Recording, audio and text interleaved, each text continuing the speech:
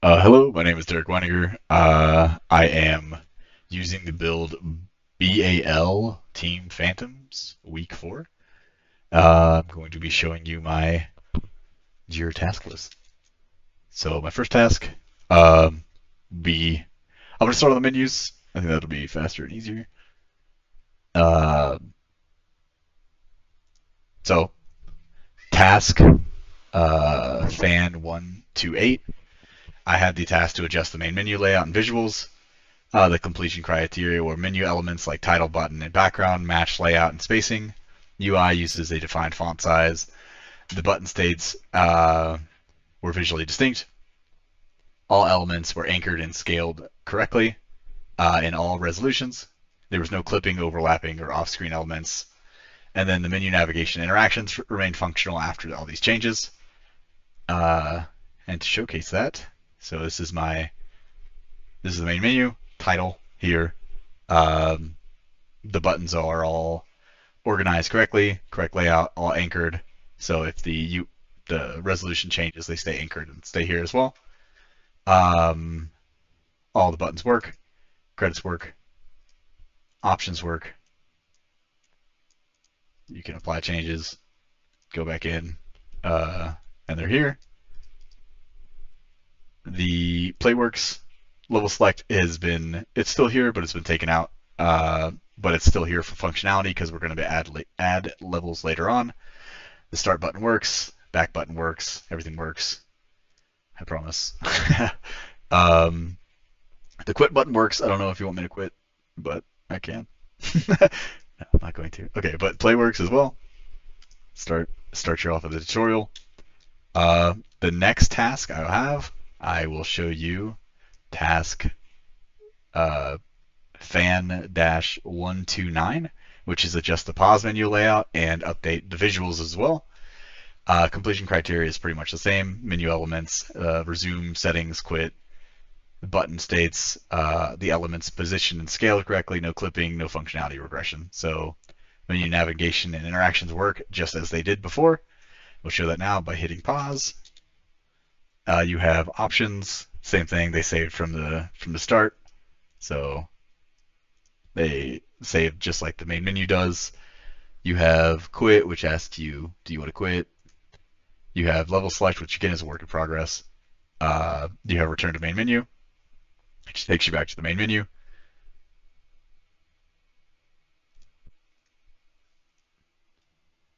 You have resume, which takes you back, gives you back control of the player.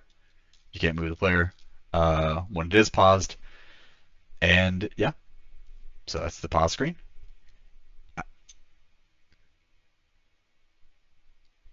And so that goes on to my next one, which is still the pause menu. Implement level select / return to main menu and pause.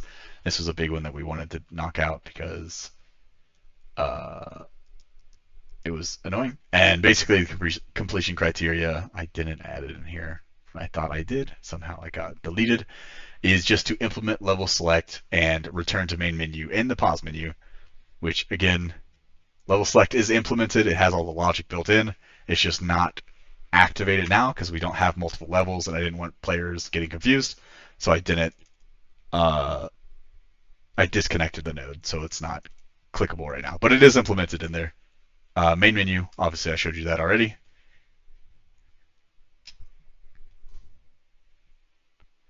To show you the main, yeah. So that is task 132. Next task was to update the spike traps and placements to fit new player capsules.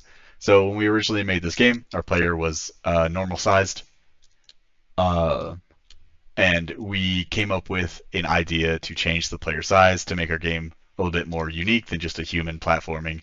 We were like, what if we shrunk our character, made him a frog, and uh, we kind of all agreed that's what we wanted to do. So we did. I can't believe I didn't die. um, that's what we did, and we had to adjust the size of the traps and stuff just to account for the player size, um, which was pretty easy. The spikes weren't actually that big of a deal. There were a couple cases where it affected it, but nothing too crazy. I'm hopping my way. Right, this cutscene is going off. I showed that off. Adjust the broken bridge level to account for new movement. Again, since we changed the player's height, scale, and everything about him, move speed, jump speed, jump height, and stuff like that, we had to adjust each of our levels. The level I originally created was the broken bridge, and so I wanted to adjust the broken bridge to account, and the completion criteria for that was all jumps are completable, the trap placements were readable, and are avoidable with the new size and speed. The level start and end transitions correctly connected seamlessly, and you can have an uninterrupted playthrough. Sorry. So this is my level.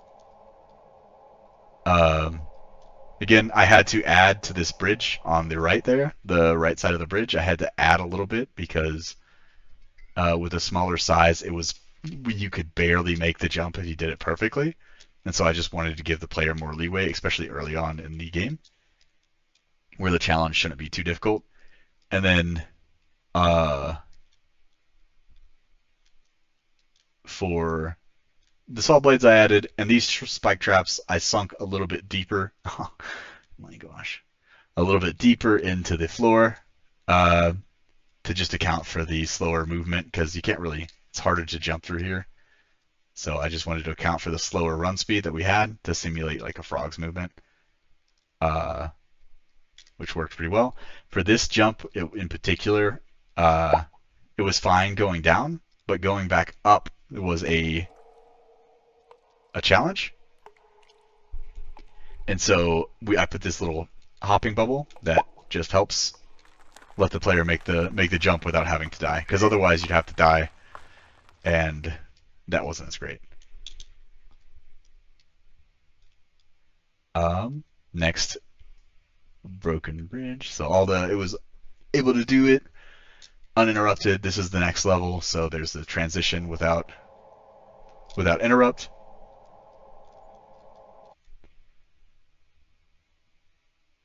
So that's task 125.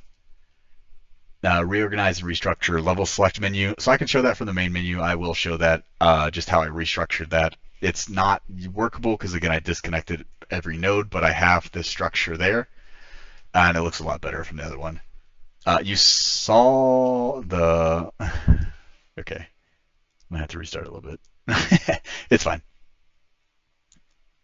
Okay. So I don't think I can go back. Yeah, I can't go back. Okay, cool. I can just show you the level select stuff. So for task Phantom 131, it was to reorganize and restructure level select menu, which I did. So here I just made it better categorically, so everything looks cleaner, because the other ones was like messy, the bars were all unorganized. This one I have it separated into the main levels, which were our main levels before we created a persistent level. We combined all these levels into one, and so we still have this in here because we want to implement a checkpoint system where I can load into certain checkpoints at these levels.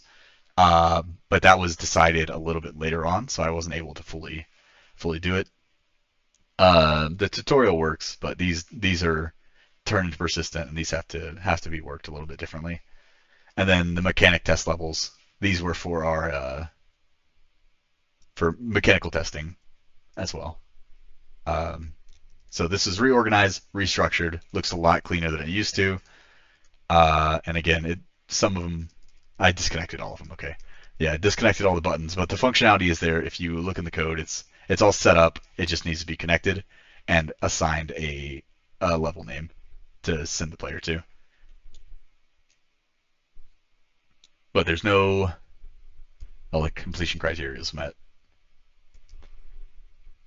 So the level introduction, we walked through that in the tutorial. This was the tutorial zone, not the level introduction. The level introduction was that broken bridge where you fall down the hole. Actually, was like a combined task. One of our teammates actually did it because he was working on the cutscene, and while he was working on the cutscene, he just made the entire thing. But the task is still done, just not by my hands, tragically. But I will show it real quick.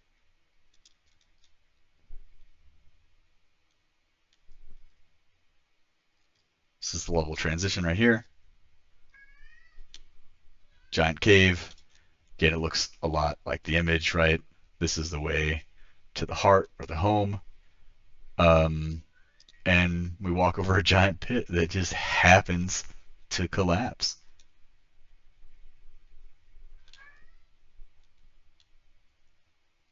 And we stop the movement on this too, which is awesome. That's not my task, but just wanted to mention it.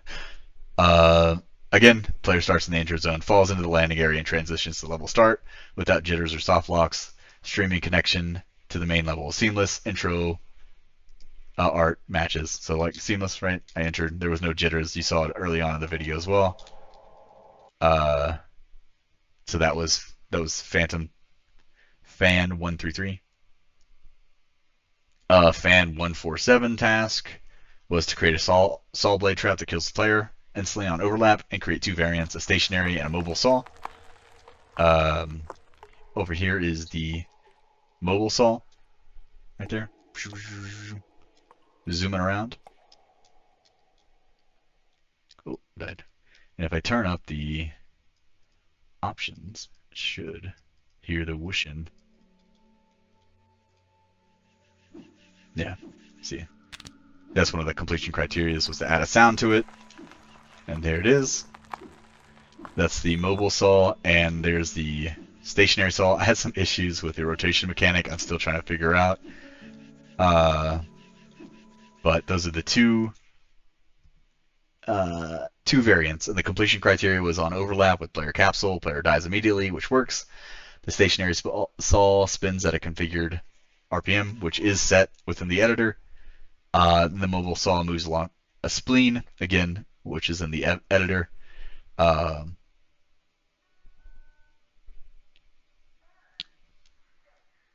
The trap only affects the player and ignores other actors. The spin loop sound plays and hit plays as well. Yeah. And trap functions carry on after death with no errors or broken states. So even if you get hit, it still continues on. That's task 147. This task, Phantom 123, we actually decided not to implement because it was a little bit of game bloat. So we decided to kind of get rid of the modular pickup system.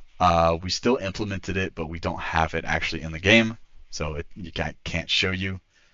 And then task 119, I wasn't able to find a good sound that matched, so I wasn't able to complete this, but I still wanted to show it. It's just create an integrated sound effect for the spike traps. The spike traps still don't have a sound to them, which is, I just didn't get to it, but those are all my tasks. Appreciate you listening. Thanks.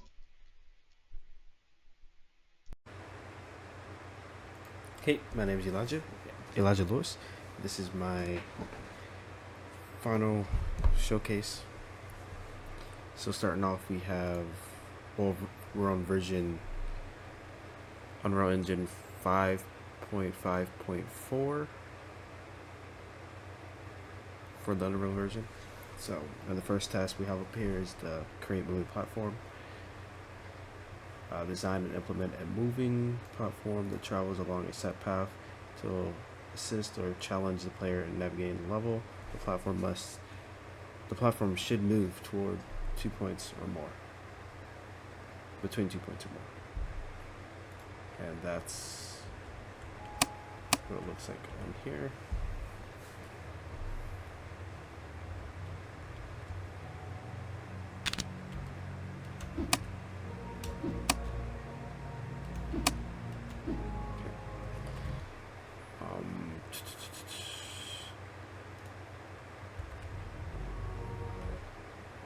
Then we have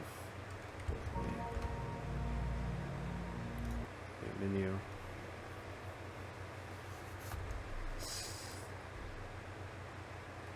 The splash screen.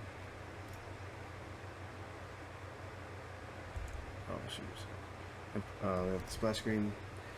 Implement a brand splash screen image displayed during the initial loading part phase of the game. Configure platform specific splash settings in Unreal Engine project settings to ensure proper display across PC, Android, and iOS. That's just simply simple. Okay. Level. Okay. Then we have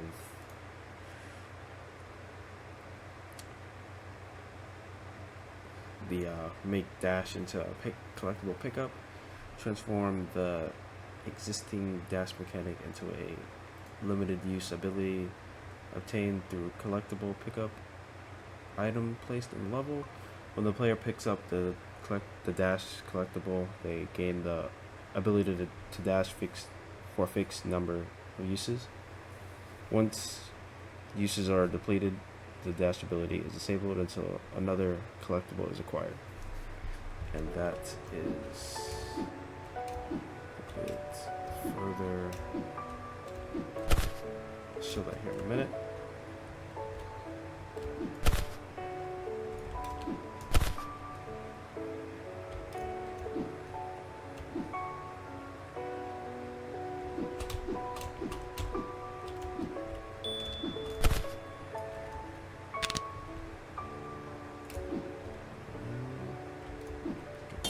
First.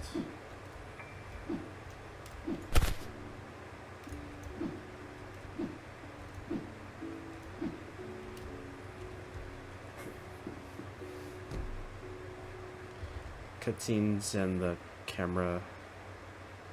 front camera transitions didn't really get to. Other members completed those.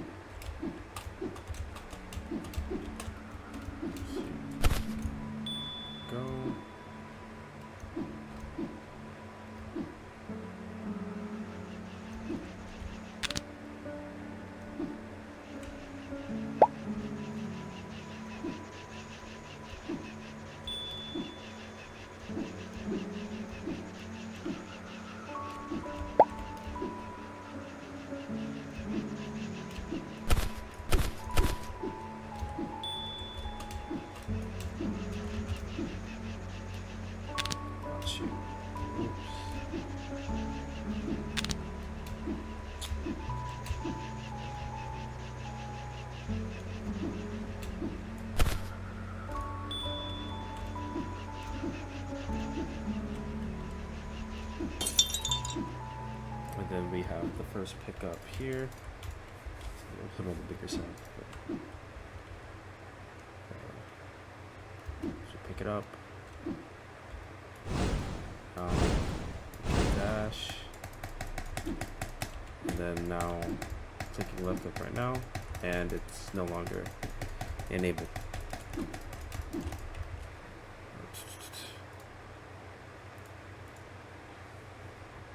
The 3 fragments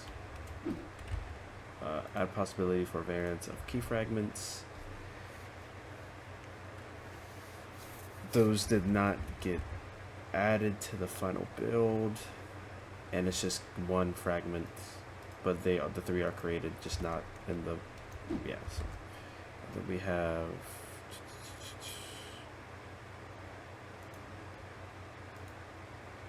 it's hard to see. Just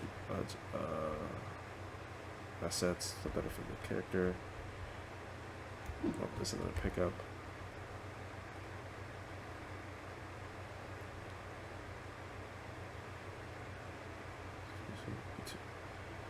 Yeah.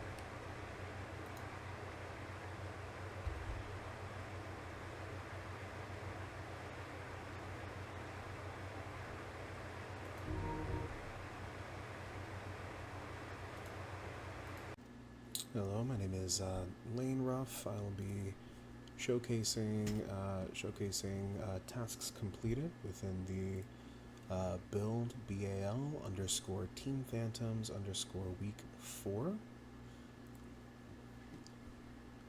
First one we're going to take a look at right here is to do with our rope swing. This is rope swing, momentum, and attachment. The goal within this issue is an active sharpening up of the rope swing mechanic, squashing known bugs, and adding more fluidity to the rope in order to upkeep flow of the game. Throughout this process, I spend it sharpening up the code attached to all parts of the rope swing, as well as changing up how the swing was handled, such as attachment and climbing, which were the two biggest ones we were having issues with.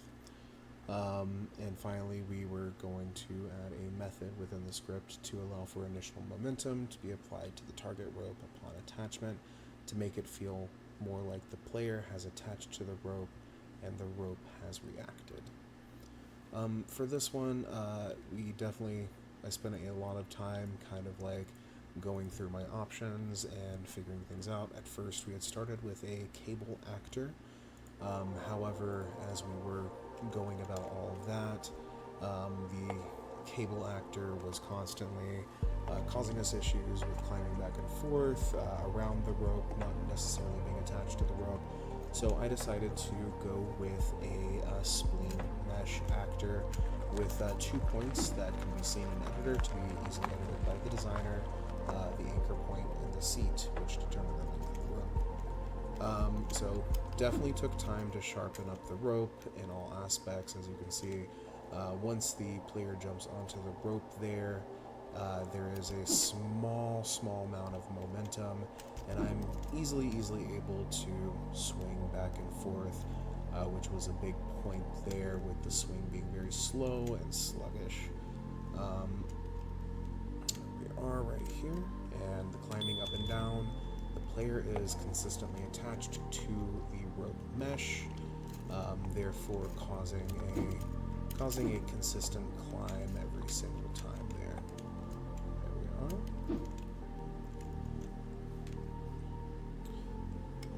Alrighty. The next task is our create save load game system. For this one particular, we ended up getting a lot of this system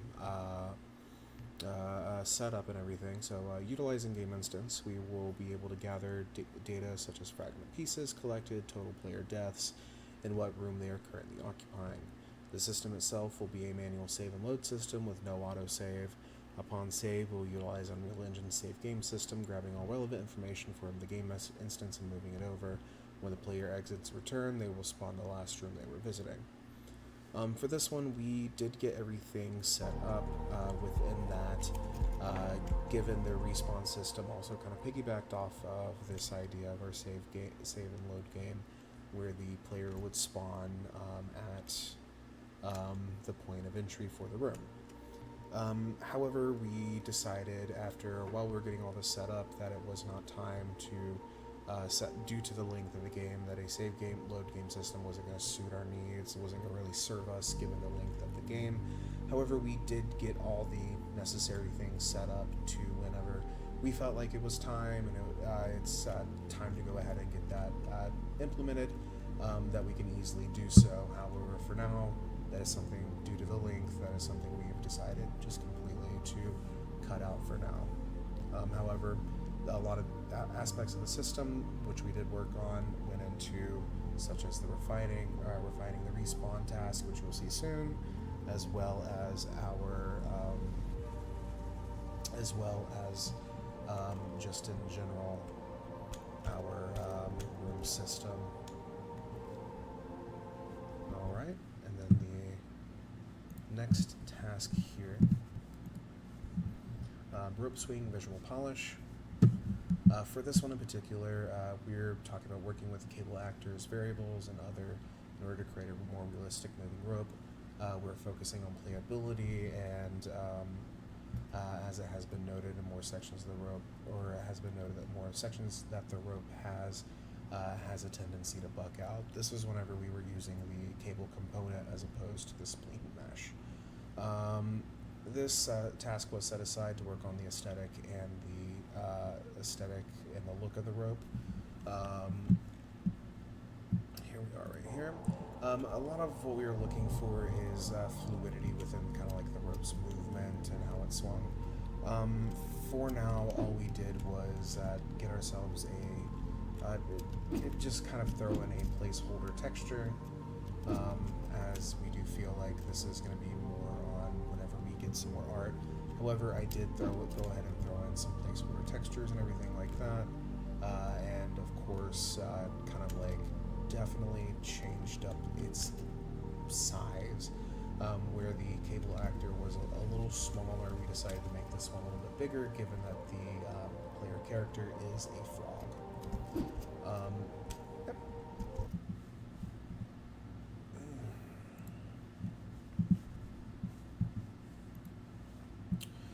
Alright, so up next is adjust level cave swing to account for new character movement.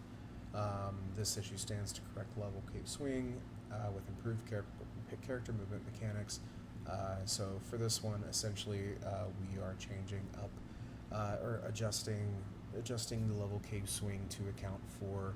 We've removed dash. We have shrunk the character as we have decided it's going to be a smaller character, the frog. So for this, a lot of these changes can be found in this room in particular. Oh, excuse me. We decided, or I decided that we were going to create the new bubbles. These bubbles kind of help fill gaps and whatnot that are left behind from the dash.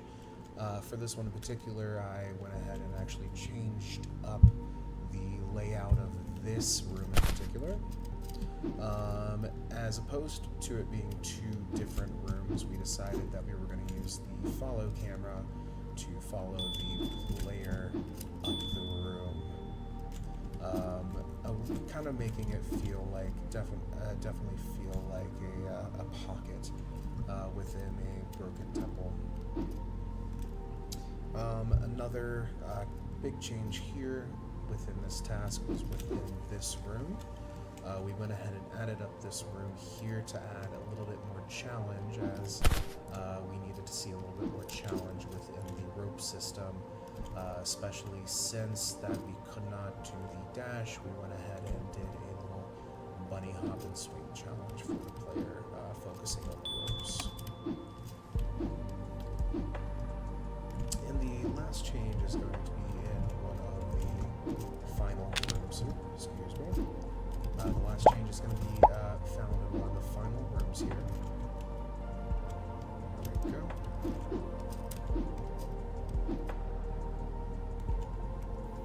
Right here in particular, we decided to go ahead and change everything up, as we have given the player a rope to swing on to go ahead and start wall jumping from here. But we also gave the player the affordance to decide to not use the rope and go ahead and forego that, move along, and go ahead and try to jump onto the wall itself to make their way up. And then the last one was this room here, as it did require the player to be able to utilize dash in order to get up to, say, this upper section here. We went ahead and decided to do another rope challenge for the player to progress up further upwards and kind of get to where they need to go without utilizing the dash ability. Same goes with this section. We went ahead and added some more ropes, and the task in which we were adjusting the ropes and recalibrating everything there definitely helped in assisting here. In lieu of the dash for the ropes, there is actually a small bit of math that went into the player's jump with the rope. It's not too noticeable, but it does make a difference that if the rope is swinging faster, then the player does get a little bit of a larger jump off of the rope. Go ahead. For this one, alright, we'll go ahead and take a look at our next one here. Rope swinging, timing and adjustment, timing and speed adjustments. For this issue, we'll be adjusting the variables on our rope swing to strike a balance between the rope's movement itself and the movement of the player character, as well as any testing for edge cases that might appear while performing this task. This issue also stands to measure and tweak jump distances at various points within the rope swing path. This was our playtesting. We decided to go ahead and balance out the rope. At the first iteration, this one went kind of hand in hand. We would go ahead and make an adjustment to the rope within our momentum and attachment, and then we would send it out to playtesters in order to kind of see where the rope was at, how it felt, and that provided a lot of invaluable feedback for us. That first iteration, the rope had a lot of drag, therefore it didn't have a lot of swing to it, so the players felt like they had to struggle in order to just be able to move the rope left and right. This also caused a lot of issues in which the players weren't necessarily meeting jumps because they wanted to go ahead and jump and they had a swing that they took forever to muster up. As a result of that, our swings are now a lot more fluid and a lot easier to kind of swing back and forth within a clamped sine wave. Other things for the rope, we decided to test. This section right here actually illuminated to us that back then, whenever the player did decide to attach to the rope, and if they were to get killed by any spikes or any other hazard, the player would still be reading as they were swinging and would spawn within strange areas, either above the level, below the level, causing the camera to move about all jittery-like and be a huge pain for the player, and would likely have to cause the player or cause a soft lock within the game. We were able to find that after a couple playtests, that a small edge case, especially once we started implementing the rope and spike traps here. The last thing that we really kind of edited on within the ropes was the initial or starting momentum. And let me get over here to the side and showcase that. So we have these ropes here, and we wanted just to kind of like have the player not feel like they're coming to a complete halt. So right there is an example of that starting momentum. Whenever the player hops onto a rope, regardless of the swing, their momentum is added onto the rope's momentum. So if the rope is in a swing, that can either bring the rope to a halt for the player to climb up, or it could help speed up the rope to go ahead and try to achieve some higher jumps. Playtesting here was invaluable, as well as we were able to kind of find that sweet spot to where it wasn't moving a crazy amount, but it was just enough to get the player started.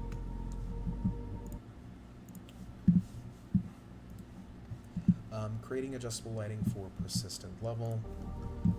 This one more so exists down below, and I will go ahead and we are using that currently between different levels.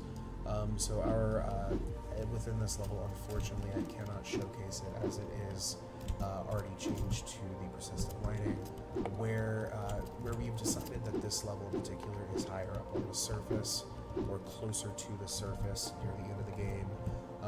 We have decided to go with some orange hues here with a little bit more darker themes, whereas the lower down levels, the other two levels, use blue hues or even like a almost ethereal kind of crystal theme within their leveling there.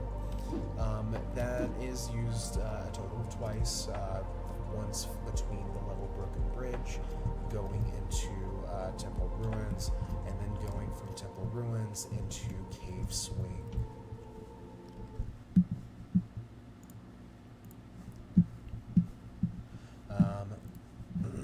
Refined respawning system, and I've been able to showcase this a little bit here. At the beginning, we had checkpoint flags. The player would achieve or reach the checkpoint flag, and then they would be able to respawn at that checkpoint flag. we decided that it would be a lot more intuitive for the player, in particular if they respawned back where they entered the room from. So, for instance, I am entering right here. Now I'm going to go ahead and, yep, I respawn back where I entered. So let's say I entered down below here. Go ahead and go down below. So I've entered from this section, and I go to down the rope, and then I've spawned back right there. This really kind of freed up our time in level design, as we found that a lot of places where the checkpoints would either be on a every 3 to 4 room basis. So if the player died, they would end up having to backtrack very far. So this provides a very balanced kind of death punishment for the player. They will be sent back to where they originally spawned in the room, which isn't going to necessarily super backtrack them like 4 or 5 rooms, and they'll have to go through those challenges again. But it also gives the player a chance to attempt a quick kind of reattempt to the challenge. For this one in particular, we did kind of find a couple bugs during balancing, specifically within areas. Right here we have our collision shapes that kind of dictate what room the player is in and move the camera. There was a small issue in which the player was moving in one direction, and that direction happened to coincide with the box for the room adjacent to the one you're currently in. Before the camera had time to settle, before the blend had ended, the player would accidentally, upon death, enter the next room, causing follow cameras in particular to be impacted, as they would settle on their initial starting point and not move whatsoever, causing soft locks. For this, we decided to go ahead and utilize a very small delay within the not only the room transitions. So it's very small, very faint. We did this intentionally so to give the camera time to blend, to finish the blend before they can even think about moving backwards into the room they came before, but also kind of gives the player a small slowdown in terms of, hey, there might be a danger right here, look out. It gives them time to lay off the A or D keys. On top of that, we have done the same thing upon respawn. So, yep, now I'm being able to move. We wait for the blend as to avoid any further bugs when it comes to camera transitions.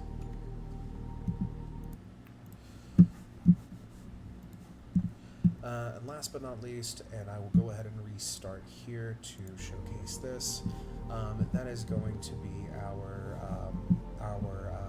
interconnect playtest levels. For this, we decided to go ahead and use the persistent level streaming system that Unreal has provided for us, and we combined all of our levels.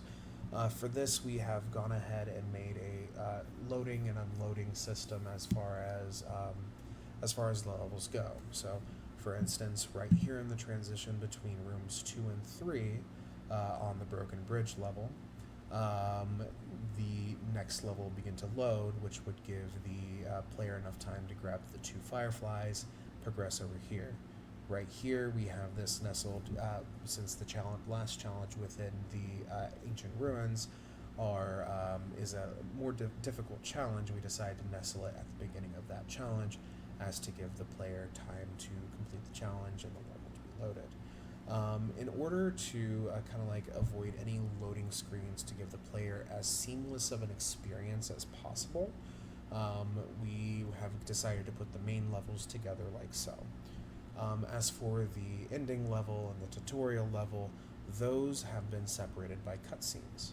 So for the tutorial level, the last cutscene that will play is the player falling down into the cave, thus starting the whole narrative of the game itself. As for the ending cutscene, the frog is able to finally reunite with his frog girlfriend, and the game ends from there. So as to showcase our tutorial section here, This one is completely separate from persistent level.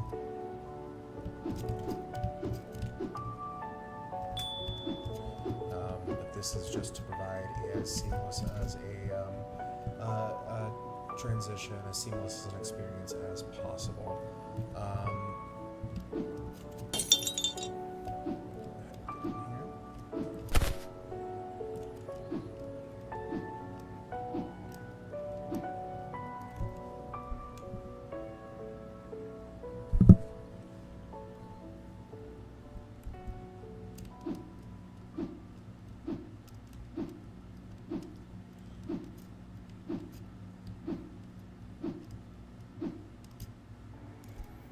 These two, the tutorial level and persistent level, separated by the cutscene. And for this, the biggest challenge we faced was, given the persistent level loaded the actual levels afterwards, we actually ran into a big issue with the player reference, as that is gained upon event play. We went through and were able to rework the reference for necessary blueprints to either access an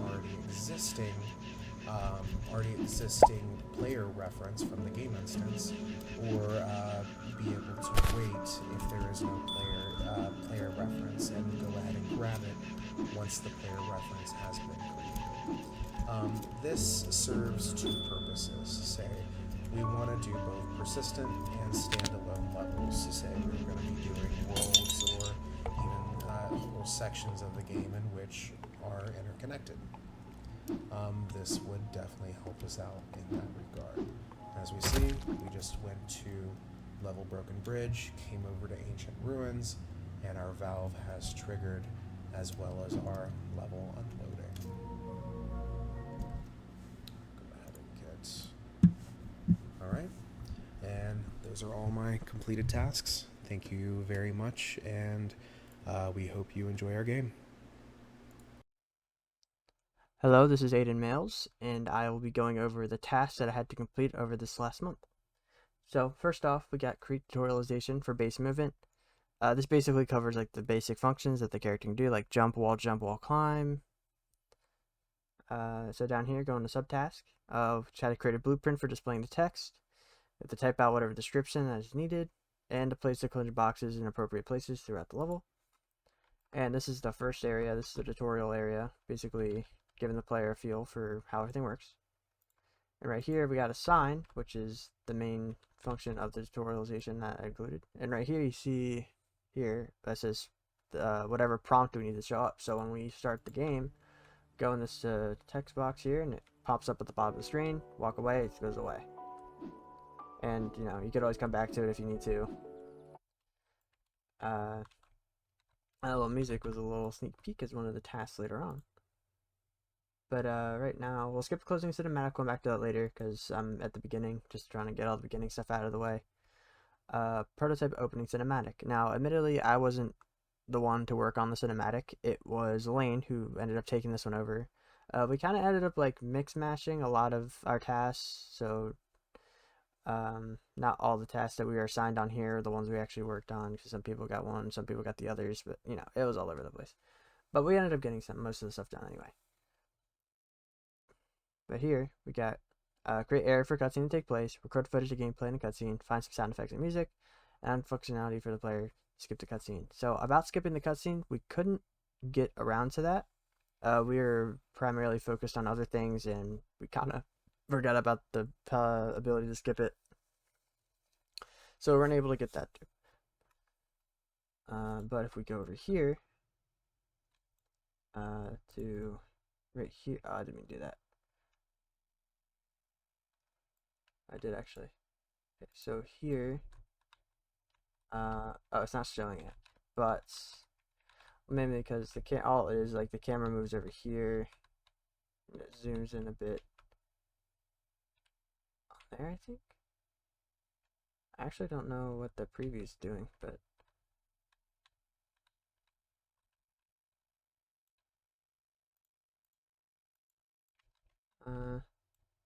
yeah. So, but then we got one that actually shows up if we go to this one, and it's the main function of this bridge falling. So the player would be stuck here. This would be wobbling. Then camera pans up. These are falling down.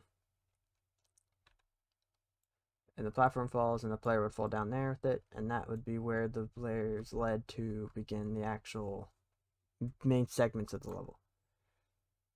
Implementation for level elements is the same exact thing of the other thing, except instead of the base movements, it's for the actual mechanics of the level, which can be shown in the persistent level that we have right here. It may take a second to load. There we go.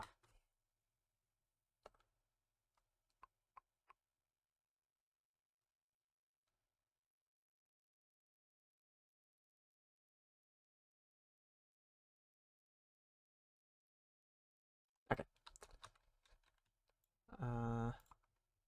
Okay, yeah. So right here, this is where you start, first area. Get a little text telling you about how ropes work, and that's to move it back and forth. And that's basically that for that, because there's nothing really else shown. Some hazards in the way. Then over here, this one introduces the switch platforms by pressing this button here. It changes, well, here they're all blue, but some turn orange depending on if they're type 1 or not. Like this one's type 1, so in game this would be orange, but this one would stay blue because it's not type 1, making it type 2. The texture here says switch platforms from 2 colors, all that. This one down here introduces the teleporting doors. When you walk in front of this door right here, it can take you to one of these other random locations, which I have shown as here, but doesn't actually line up with anything specifically, but I just ended up lining it up to make it look like they are. Yeah, that's practically that. Level ending, again, I'll come back to that. Add level ambience. So this is basically just finding music and sounds to play during the game. And how that's set up is if we open the blueprint for the level.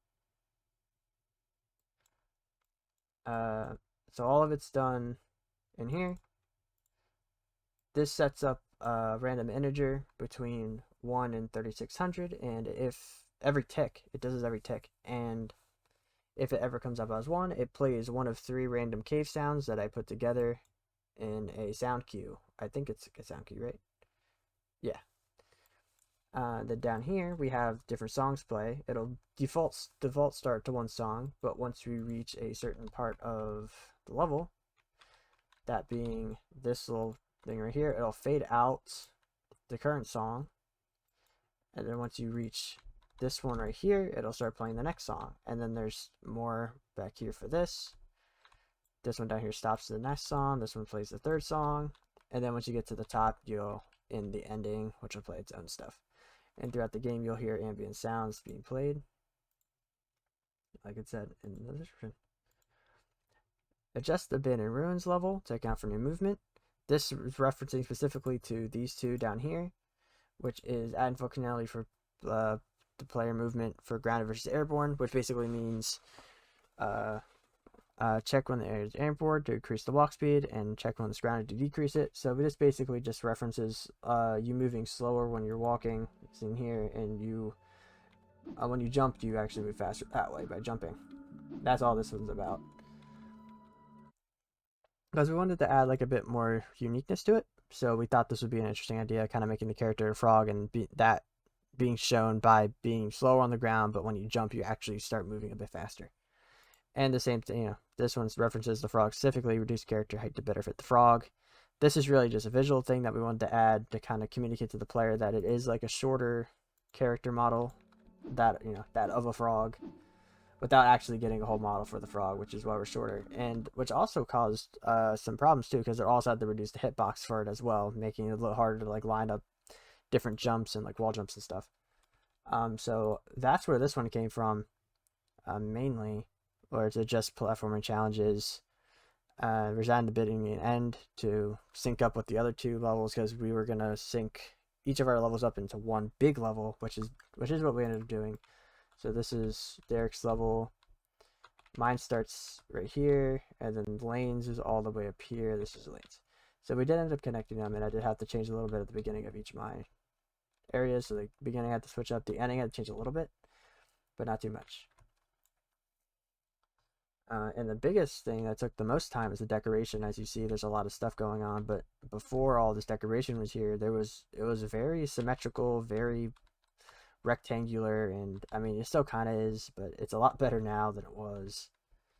Very flat. It was very boring, and this definitely took me the most time out of anything we had to do this month. It's just decorating my part of the level, which I definitely did go a little too crazy in, but at the end of the day, I'm very happy with how it looks. Alright, and now let's jump to the endings stuff. We'll start create ending level. This is basically just, creating it, having something there for the ending cinematic to be placed in. Originally, we're going to have it be like the character can move a little bit here, but then we just kind of scrapped it, like, well, why are we even doing that? We're already at the top. Why not just play the cutscene anyway when we get there? And that's exactly what happened. So, specifically here, block out area for ending, decorate environment, room outside, add a trigger volume for the player to overlap with, which we ended up scrapping that because, again, the cutscene just plays right when the player comes out anyway. So, and then jumping right to closing cinematic. This one I can just play because this is all what it is. I didn't get my credits to Lane again. He also did this one. I did create this whole thing. He did make the cutscene though, so I gotta give him credit where credit's due. But I did make the ending to his level, so again, it's something we kind of traded off. And then after the cutscene ends, you just go right back to the beginning of the menu. But again, we couldn't add the thing to cut it out. I didn't even say it here, but can't skip this one anyway. I mean, it's not long. I don't think I planned on skipping this one, but unless I said it in here. Oh, I did, but I deserved there. But yeah, we just couldn't get around to it. And now you probably noticed these two aren't crossed off. They're still in the to-do area. It's mainly because we ended up kind of like not needing these. Because this one specifically, create trigger volume to destroy actors not in the game. This was mainly going to be used for tutorialization stuff. I think I even said it somewhere in here. Can be used for other actors, mainly used for above purpose, which mainly used. Yeah, here we go. But we never ended up needing it because the idea of the signs came to me as I was making it, and I was like, well, there's not really any reason to get rid of the signs, so therefore I don't really need this because this was the main reason. The main reason making this was for the tutorialization stuff, but I ended up not even needing it. And then to create time doors, this is just kind of like another mechanic that we thought we could possibly add, but then at the end of the day, we all kind of agree we don't really need these. I feel like that level's, packed enough with enough content that we don't really need more mechanics introduced anywhere. So, and that was the reason why these two aren't included in the done section.